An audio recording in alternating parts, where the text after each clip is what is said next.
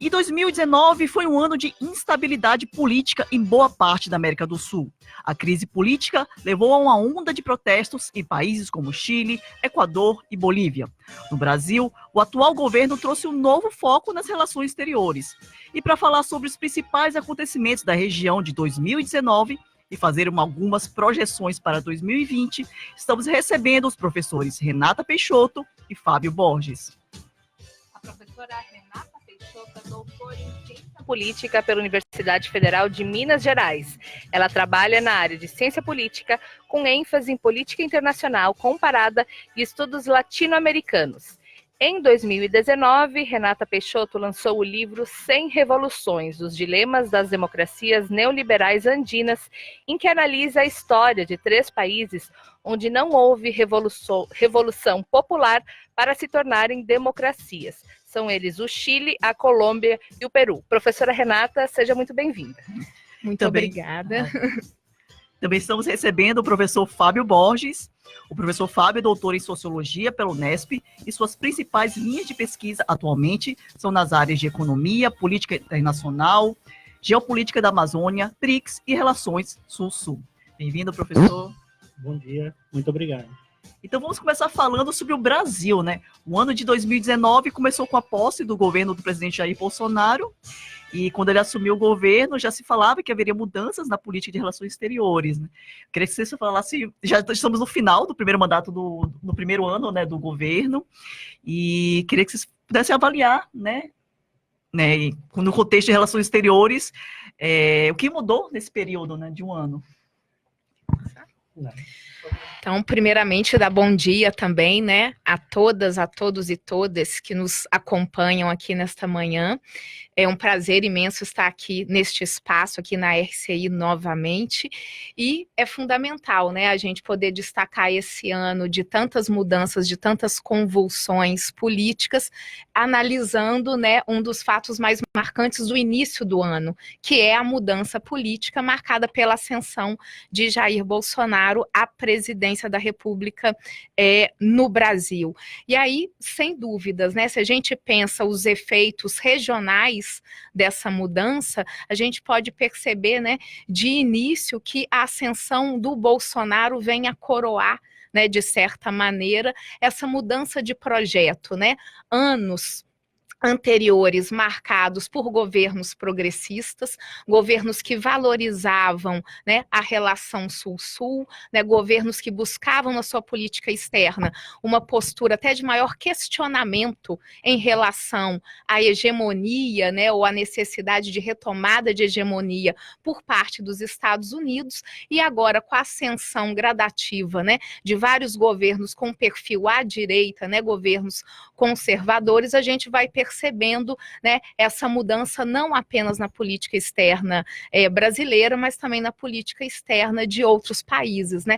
Ou seja, né, uma postura muitas vezes até mais subserviente em relação aos Estados Unidos e também posicionamentos, acordos, laços, né, estreitos de amizade com outros países em detrimento de parcerias e cooperações que a gente vinha tendo há mais tempo, né? Um caso muito específico, já que a gente está falando de janeiro, né? Em janeiro a gente teve também ali a crise na Venezuela, né? O autoproclamado presidente interino, né? O Juan Guaidó, e em anos anteriores a gente tinha uma parceria muito favorável, né? Uma amizade entre os dois países. Com a mudança de governo no Brasil, a gente já percebe que essas relações são marcadas por fortes tensões. E essa mudança de governo e essa mudança no foco das relações exteriores, elas também afetaram o Mercosul? No mesmo sentido que a professora Renata está dizendo, primeiro bom dia a todos, novamente obrigado, né, pelo convite. Sem dúvida, o Brasil joga um papel muito importante em qualquer processo de integração na América do Sul, pelo seu tamanho, pela sua possibilidade, pela sua força. Então, no momento que o Brasil dá uma guinada na sua política externa, algumas dessas iniciativas serão afetadas. Dificilmente alguma dessas iniciativas funcionam sem o Brasil estar totalmente empenhado nela. Então, afeta em dois sentidos. Primeiro, que o Mercosul talvez se torne mais voltado para o que ele, pela mesma ótica que ele foi iniciado, mais pela ótica do comércio, uma integração puramente econômica. E com o tempo isso foi revisto e foi ampliando a agenda de integração, o que trouxe um processo muito rico, inclusive, que gerou a própria UNILA, né? Os debates, o aprofundamento do pensamento da integração indo mais além da economia, trouxe outras iniciativas bastante importantes na primeira década aí do século XXI. E com o Brasil mudando esse posicionamento, o Mercosul, de certa maneira, volta a ser monotemático, falar muito mais sobre essa relação. Mas, mais do que isso, o Brasil parece um pouco sem rumo na política externa. Não é simplesmente que a gente mudou a política externa, ela se tornou pouco, digamos assim, racional, ela pouco estruturada, tem muitas improvisações, porque no início, por exemplo, o nosso ministro da Fazenda falou que o Brasil não tinha nenhum interesse no Mercosul. Logo em seguida fizeram uma reunião de cúpula e discutiram até a possibilidade de uma moeda única. Então tem muitas contradições, não tem uma linha coerente de atuação na política internacional. Tem assustado até setores da direita, porque normalmente a nossa política externa ela se pautava por muito profissionalismo, por continuidade, independentemente de questões ideológicas. Ao contrário da crítica que se fazia à política exterior anterior ao governo Bolsonaro, que seria muito ideologizada, na verdade o que a gente tem assistido é que nesse momento ela está muito ideologizada. A gente tem comprado conflitos com países que normalmente a gente não tinha conflitos, e esse clima de convulsão na América do Sul tem muito a ver com esse vazio que o Brasil deixou, porque o Brasil justamente tinha uma tradição de ser um mediador dos conflitos.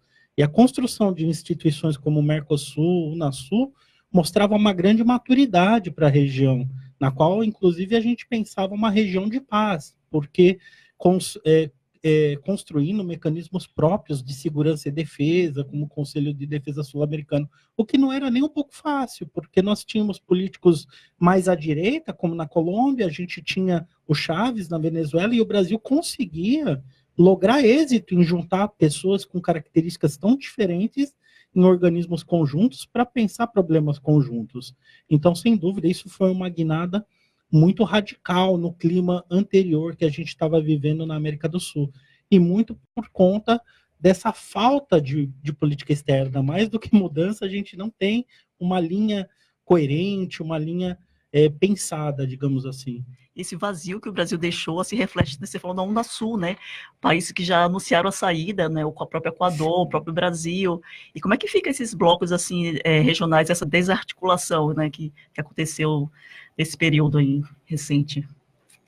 E a gente percebe, né, como você bem destacou, Fábio também agora na sua fala, né, não só essa mudança, uma carga muito maior, de fato, na ideologização desses processos, e aí a gente tem um esvaziamento da Unasul e propostas que surgiram, mas que tampouco elas se mostram efetivas ou elas ganham corpo, né? É como se, de alguma maneira, nesse campo da política externa, da integração regional, e com esse papel do Brasil oscilante, né, um papel, uma postura um pouco errante, é como se a gente ainda tivesse um pouco à deriva. Porque mesmo sinalizando alguns grupos que surgiram e ganharam uma certa relevância nos últimos tempos, como o Grupo de Lima, né?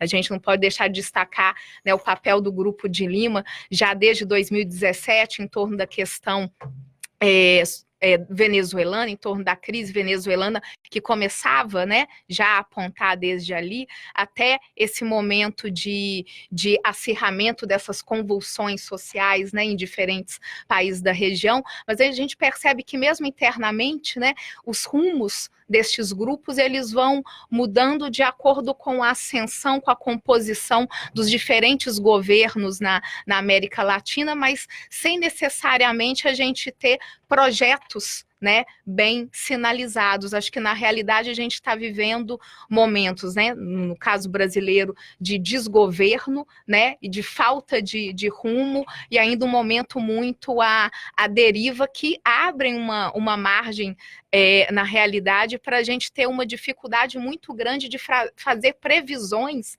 às vezes mesmo a curto prazo, né, tanto em termos de Brasil, como também de outros países da região, né? Então, ainda é um vazio, né, nesse processo de transição, mas uma transição que a gente também não sabe muito para onde, né, sinaliza.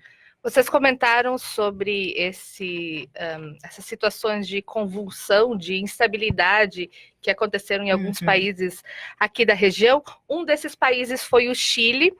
E eu queria destacar que a professora Renata, no seu livro, no livro 100 Revoluções, ela analisa a política de 3 países latino-americanos, nos quais não houve revolução popular no processo de redemocratização.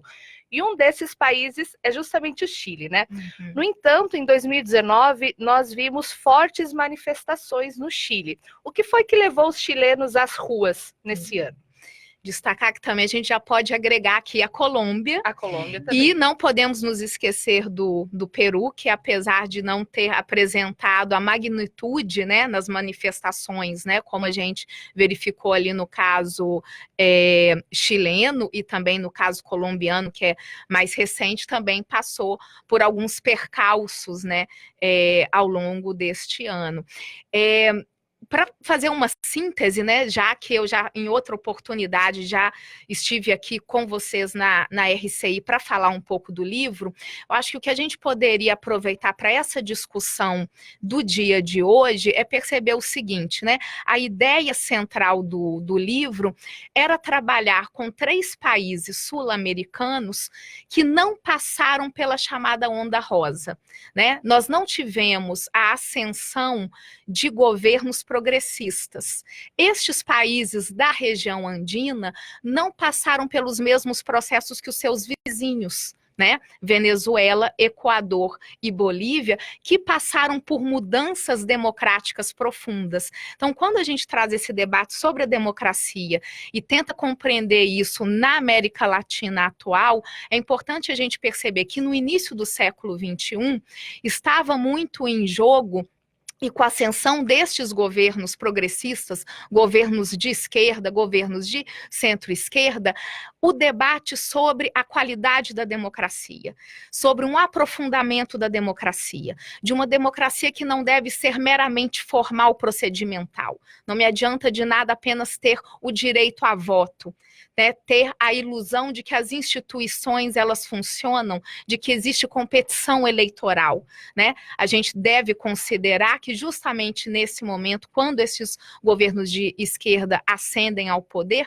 a gente passa por uma crise do modelo neoliberal, né? A região passava por uma forte crise econômica, por uma desigualdade social, né, que só aumentava, e o receituário ali do Consenso de Washington, que viria para solucionar os problemas da região, não surtiu efeito, muito pelo contrário, né? O remédio deixou efeitos colaterais ali consideráveis. E estes 3 países, Chile, Peru e Colômbia, eles não passaram por essa mudança, eles não vislumbraram essa mudança de projeto político, eles permaneceram, né, de uma certa forma, né, atrelando o seu modelo, a sua opção de desenvolvimento ao modelo neoliberal, né, não optaram pelo neodesenvolvimentismo e tampouco se propuseram a repensar os seus modelos democráticos no sentido de uma busca de uma democracia também substancial, substantiva, né, que olhasse para outras questões, questões socioeconômicas, questões culturais, questões identitárias. Aí nós temos esses dilemas, né? Por que falar os dilemas das democracias neoliberais andinas, né? Seria a contradição praticamente inerente na manutenção desses 2 elementos, né? Democratizar, mas manter um modelo, um projeto econômico que por si só ele leva à exclusão, ele leva à desigualdade. Então eles não passaram por essas revoluções, e por não terem passado por essas revoluções, né, como a Revolução Bolivariana, por exemplo, por não passar por essas revoluções que mudaram a política e a economia, né, de alguns países, essas demandas reprimidas, né, hoje estão estourando. Então, no caso do Chile, né, que é a pergunta central, a gente tem ali nitidamente, né, são mais de 40 anos de demandas reprimidas em torno de um modelo que vigora desde o período da ditadura Pinochet, né, esse modelo neoliberal, esse modelo orientado ao mercado, esse modelo que privatizou a saúde, a previdência, a educação. E se hoje chilenas e chilenos saem ali às ruas das principais cidades do país e principalmente ocupam ali a capital Santiago, é para que aconteça de fato uma mudança econômica e social que seja condizente com o processo de redemocratização que ocorreu lá em 1990. Mas que não foi feito de uma maneira completa, né? Que na realidade mostra hoje as contradições da manutenção deste modelo econômico e dessa democracia que é na realidade excludente e que não avançou nesses 40 anos. Você comentava, inclusive, antes de começar a entrevista, que a Constituição do Chile, inclusive, continua a mesma do período da ditadura, né? Então a Constituição chilena é ainda a Constituição de 1980. E aí a gente também deve compreender que essa perspectiva de mudança constitucional, ela já tinha sido sinalizada até mesmo pela Michelle Bachelet, que era, né, presidente do Chile antes do Sebastián Piñera e que tinha uma tendência mais de centro-esquerda. Mas o seu governo também passou, né, por uma séria crise política, por crise econômica, e desde então a gente vem percebendo, e aí pensar o caso do Chile, a gente não pode imaginar que as coisas aconteceram de ontem para hoje, de repente as pessoas saíram às ruas, né? Para quem vem acompanhando, para quem vem analisando, estudando a política chilena, já há pelo menos uns 3 a 4 anos, a gente já vem percebendo vários debates e estudos sobre esse desencantamento com a política, o desencantamento em relação às elites políticas, tanto à direita quanto também à esquerda, porque no caso do Chile, na realidade, né, aquela política de centro-esquerda, ela manteve, né, e se manteve atrelada a um modelo neoliberal. O Chile, mesmo tendo a Michelle Bachelet, ele foi e é um dos principais países que compõem a estratégia da Aliança do Pacífico, que é um contraponto essencial para o surgimento da ALBA, né, que foi ali a grande iniciativa engendrada pela Venezuela e por Cuba no auge, né, desse processo progressista na América Latina e no Caribe, né? Então, na realidade, essa crise é uma revolução, é uma crise que ocorre também em decorrência da crise desse modelo neoliberal e da crise dessa democracia liberal, justamente porque não passaram pelas revoluções necessárias a um avanço democrático. Aí você falou que também é uma crise do projeto neoliberal, isso está muito claro, né? A partir dessas manifestações, mas pode também falar de uma crise ou um enfraquecimento da democracia, assim, com rupturas institucionais, rupturas democráticas? Sim.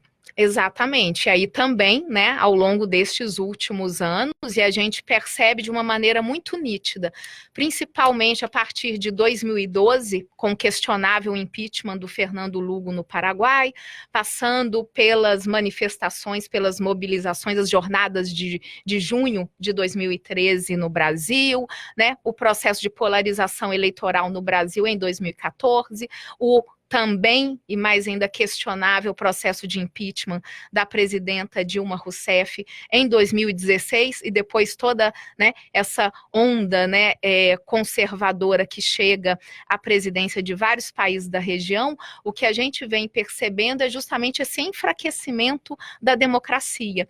E o mais interessante, né, é uma crise que alguns analistas, como Manuel Castel, sociólogo espanhol, né, destaca, é uma crise da democracia liberal, e é muito interessante a gente perceber que nessa crise desse modelo, né, dessa crise de representatividade, né, essa crise marcada por uma desilusão com relação a essas instituições políticas, a atores políticos tradicionais, a gente percebe que justamente os artífices desta democracia liberal, né, porque ela é um modelo democrático, que ela sempre foi muito mais afeita aos interesses da direita, das elites políticas, das elites econômicas, justamente no momento em que estas elites percebem que não conseguem mais ter os mesmos ganhos econômicos que antes, nesse sentido de realizar uma recomposição, né, de modo a terem mais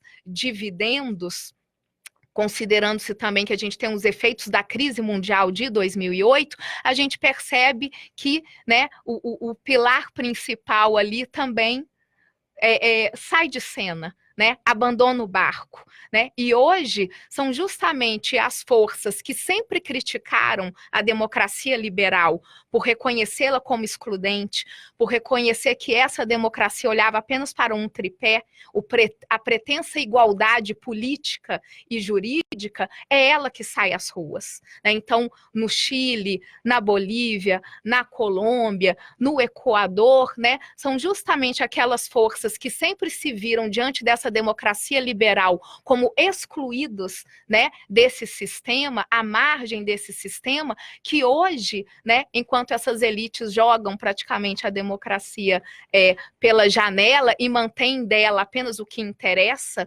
né, a pretensa transparência da rotatividade, né, a pretensa transparência de um modelo competitivo, né, um modelo competitivo, mas a democracia não pode ser restrita, né, a este conceito, né, estes não têm o menor problema, né, de abrir mão da democracia, dos seus valores, dos seus principais preceitos, dos direitos humanos, para continuar ganhando na arena do liberalismo econômico. Bom, e continuando aqui nosso giro pelos países da América do Sul, tivemos acontecimentos muito recentes na Bolívia, né, que foi a renúncia do presidente Evo Morales, que era presidente da Bolívia desde 2006, e foi o primeiro presidente indígena da Bolívia. Posteriormente, após a renúncia, foi designada a presidente Janine Áñez e um gabinete interino. Professor Fábio, na sua avaliação, quais foram os fatores que levaram à queda do Evo Morales? É mais uma situação triste e delicada, né? Porque a gente tem muitas vítimas diante desse cenário.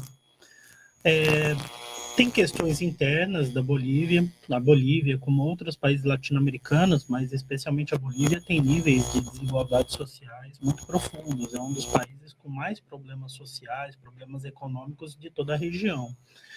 E no período Evo Morales, esses indicadores melhoraram. Agora, sem dúvida que do ponto de vista institucional, no momento que ele quer uma reeleição permanente, ele está colocando em xeque um dos princípios que, ainda que só formalmente, mas importantes também, que é da rotatividade. E até movimentos indígenas, de certa maneira, questionavam ele em relação a essa questão de se perpetuar no poder. E fez isso depois de um referendo que ele perdeu, né? E só que aí o Tribunal Constitucional Eleitoral permitiu que ele concorresse às eleições, e isso foi dando munição para uma elite boliviana extremamente racista, extremamente conservadora, que era a elite que sempre governou a Bolívia. Sempre houve essa polarização na Bolívia entre Santa Cruz de la Sierra, que é uma elite branca, e do restante da Bolívia, que tem esses traços mais indígenas, campesinos.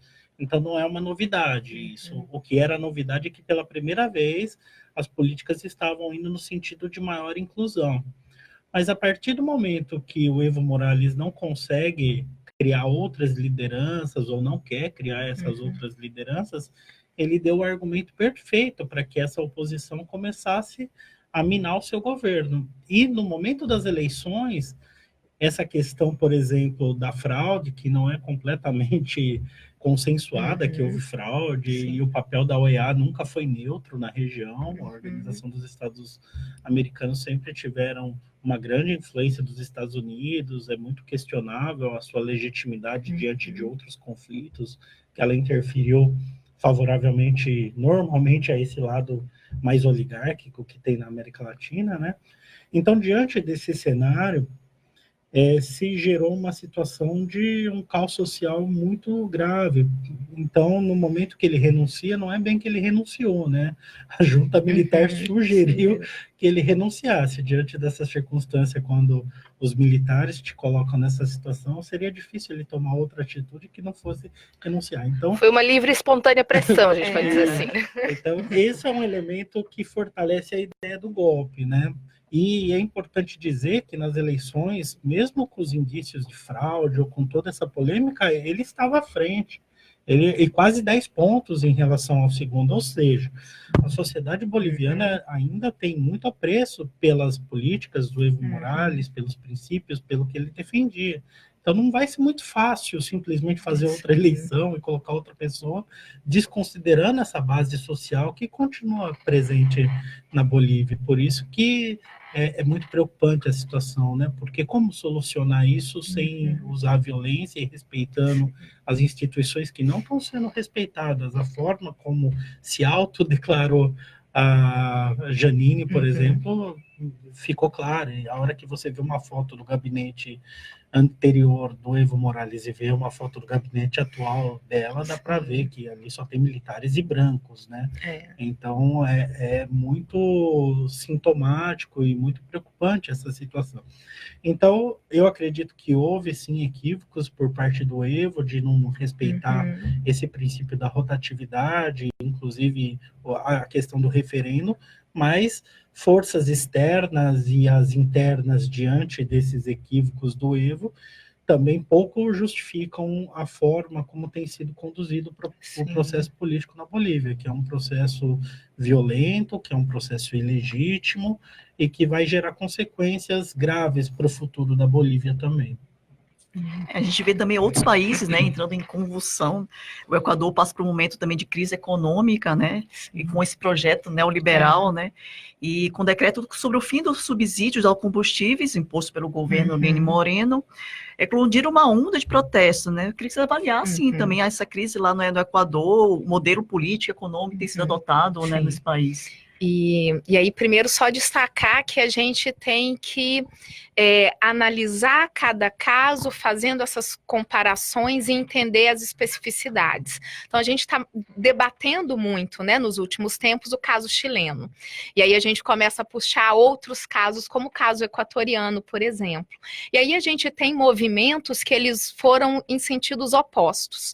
Enquanto no Chile a gente tem uma reação a esse modelo neoliberal, né, a essa democracia liberal e até mesmo a esse perfil, a gente estava até comentando antes do programa, né, como que as pessoas no Chile já estão há tanto tempo, há tantas semanas, e não saem das ruas, né, que as pessoas fossem pelas suas demandas reprimidas é uma coisa, mas que elas não saíssem mais, né, elas continuam fazendo essa forte pressão, talvez possa ser explicado também ali no início com relação à própria repressão que veio do governo e até mesmo aquela declaração muito infeliz do presidente, né, de destacar ali que o Chile enfrentava um inimigo invisível. Nossa, o inimigo é o povo?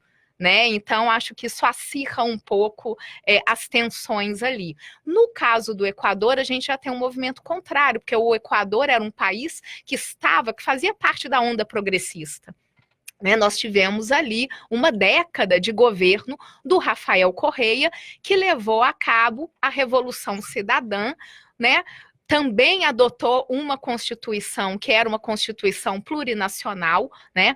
como a boliviana, e aí ele deixa um herdeiro político, né, o presidente Lenín Moreno, que quando assume, na realidade, pratica aquilo que às vezes a gente costuma chamar de estelionato eleitoral, que a pessoa chega apoiado por um determinado projeto político, né, sinalizando ali uma determinada orientação, mas quando assume vai para o lado oposto. Na realidade, leva ao poder o projeto político que foi derrotado nas urnas, né? Então, essas manifestações que acontecem e que aconteceram no Equador durante o ano de 2019, eles vão muito no sentido de que as pessoas estão reagindo em reação ao governo do Lenín Moreno, porque ele está representando estes retrocessos. Ele está representando um retorno a um modelo neoliberal que levou o Equador ali nos anos 90 a uma das suas piores crises políticas. Nenhum presidente do Equador conseguia finalizar o seu mandato, né? E problemas econômicos, problemas sociais, desigualdades sociais, né, em níveis alarmantes, né? Então a gente tem que entender que as pessoas estão saindo às ruas lá porque houve essa mudança que está sinalizando para elas um retrocesso, algo que já é muito similar a essa reação que está acontecendo na Bolívia, quando as pessoas depois, né, do golpe, da solicitada renúncia, né, do Evo Morales, saem às ruas, elas estão saindo às ruas não apenas para denunciar o que aconteceu, a arbitrariedade, a ruptura democrática que está ocorrendo no país, mas também como reação aos retrocessos que já são vislumbrados, né? Como o Fábio que bem comentou, isso já é visível, né? Quando a gente tem ali um dos símbolos máximos, é algo que eu estava comentando nessa semana em uma das aulas lá na Unila, quando a gente tem como símbolo máximo das manifestações chilenas aquela foto emblemática da Praça Itália, a bandeira Mapuche chegando ao auge, né? Ela está mostrando ali todas as demandas que são até mesmo ancestrais, né? Reprimidas. E, por outro lado, a gente percebe que no golpe na Bolívia, quando a huipala, que é a bandeira indígena dos povos andinos, ela é rasgada, ela é queimada em diferentes situações, a gente percebe que existe um caráter racialista também ali nesse processo político que está acontecendo. E aí as pessoas saem às ruas, né, na Bolívia e no Equador, né, em reação às possibilidades nefastas, né, que essas mudanças políticas podem trazer. E só para completar, que eu sei que o nosso tempo está já quase se esgotando, enquanto o Fábio estava falando, eu estava me lembrando de uma preocupação, né, que me acomete nesses últimos momentos, que é a gente perceber essas rupturas, como a Sandra estava falando, né, na sua pergunta anterior, a gente vive momentos de rupturas democráticas constantes em vários países da região, mas no dia seguinte está tudo muito bem, obrigado. Né? Então a gente tira da presidência da República convidado, né, de uma maneira muito educada, um presidente da República democraticamente eleito, por mais problemas que ele possa ter passado, por mais desgastes que o seu projeto político tenha representado, ele foi um presidente democraticamente eleito. Você faz praticamente todo o seu ministério renunciar, presidente da Câmara, presidente do Senado, pessoas foram sequestradas, suas casas incendiadas, e no dia seguinte alguém se autoproclama presidenta interina do país, assume com uma Bíblia na mão e vamos convocar novas eleições, e passou tudo. A democracia vai muito bem, obrigada. Então acho que a gente tem que pensar, independentemente destas convulsões atuais ou do que aconteceu, é não nos iludirmos, né, que no dia seguinte as pessoas saindo das ruas, um novo ou nova presidente assumindo, a gente pode garantir que a nossa democracia passa por um período de estabilidade e de qualidade. Muito pelo contrário, é muito preocupante o nosso cenário.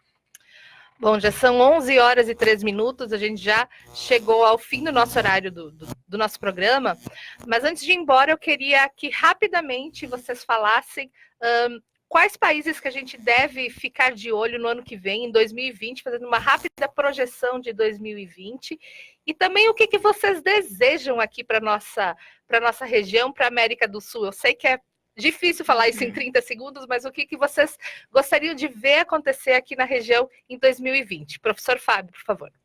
Bom, agradecer novamente a participação no programa.